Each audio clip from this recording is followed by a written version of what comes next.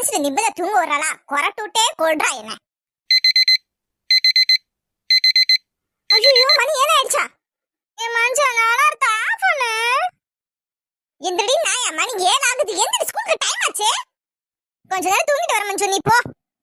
இரு உன் அம்மா கிட்ட மாட்டி விடுறேன். ஏய் அம்மா கிட்ட சொல்லாதே, நானே வரேன். அந்த பயம் இருக்கட்டும் உனக்கு. வா.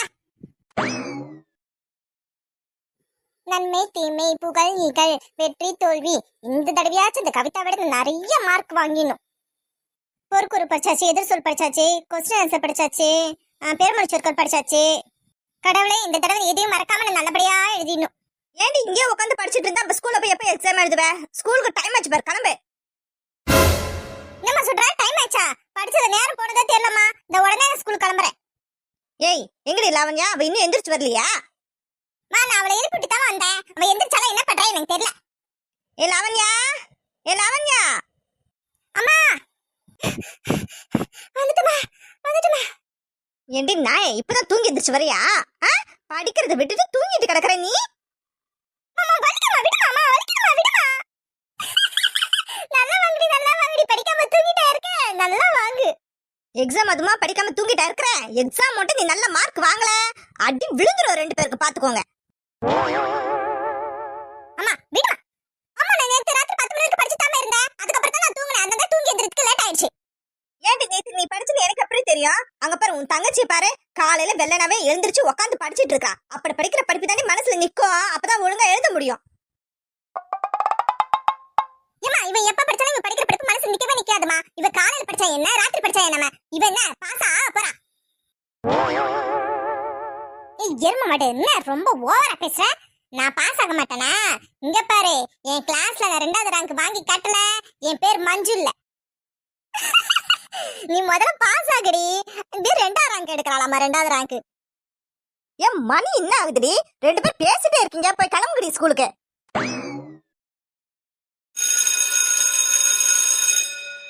மஞ்சு தமிழ் எக்ஸாம்க்கு நல்லா படிச்சிட்டியாடி? இல்ல ரூபி, பொறுக்குறு எதிர்ச்சொல் மட்டும் நல்லா மனப்பாடம் பண்ணிட்டேன் ரூபி. ஆனா 2 மார்க் 5 மார்க் மட்டும் எவ்வளவு படிச்சாலும் மண்டல ஏறவே மாட்டேங்குதுடி.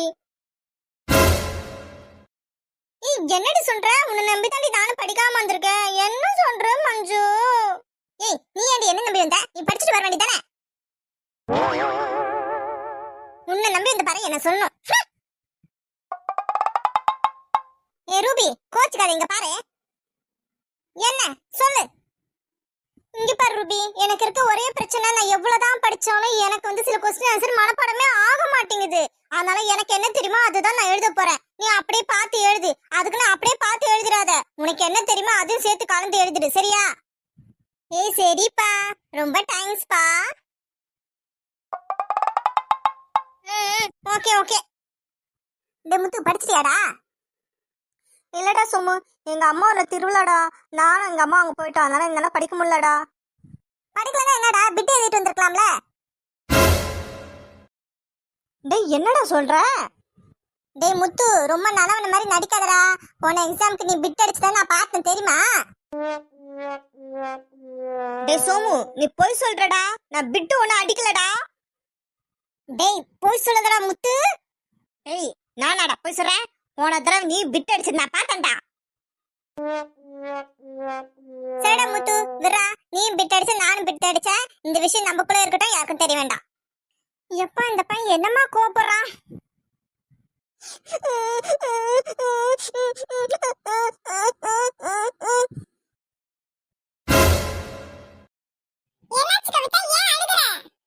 ஏன் எக்ஸாம்க்கு படிக்கவே இல்லப்பா.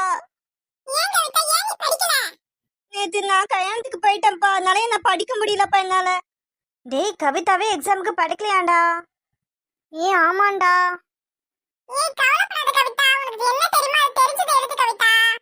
ஏய் இல்லப்பா, நான் 5 மார்க்ஸ்லாம் படிக்கவே இல்லப்பா. எங்க அப்பா என்ன ஃபர்ஸ்ட் ரேங்க் வாங்கலனா என்ன அடிப்பாருப்பா.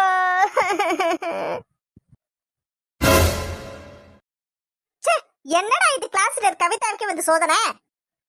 பாரு ரூபி, ஃபர்ஸ்ட் ரேங்க் வாங்கலன்னா அடிக்கிறாங்க, ஃபெயில் ஆனாலும் அடிக்கிறாங்க, பாஸே ஆகலன்னா அடிக்கிறாங்க. என்னதான் பண்றதுனே தெரியலையே. டேய் இதுக்கு ஏதாச்சும் ஒரு பண்ணி ஆகணும்டா. நீ படிக்கல, அத பத்தி உனக்கு கவலை இல்ல. ஆனா கவிதா படிக்கலன்றத உனக்கு கவலையா இருக்குல்ல? டேய் என்ன பத்தி கவலை இல்லடா. கவிதா ஃபர்ஸ்ட் ரேங்க் வாங்கினா உங்க அப்பா அடிப்பாராமே. இப்ப அதுக்கு நம்ம என்ன தடா பண்றது? ஏய் பேசாம பிஸ்கட் சொல்லி எக்ஸாம் டேட்டை மாத்த சொல்லலாம்டா. டேய் நீ சொன்னா மாத்த மாட்டாங்கடா. டேய் நம்ம 3 பேர் சொல்லுவோம்டா, அப்பதான் மிஸ் மாத்துவாங்க. டேய் வேணாம்டா, மிஸ் அடிப்பாங்க. என்ன மிஸ் நம்ம மேல ரொம்ப காண்ட்ல இருக்காங்க. மிஸ் அடிச்சாலும் பரவாயில்லடா, நான் கவிதாவுக்காக என்ன வேணா செய்வேன்.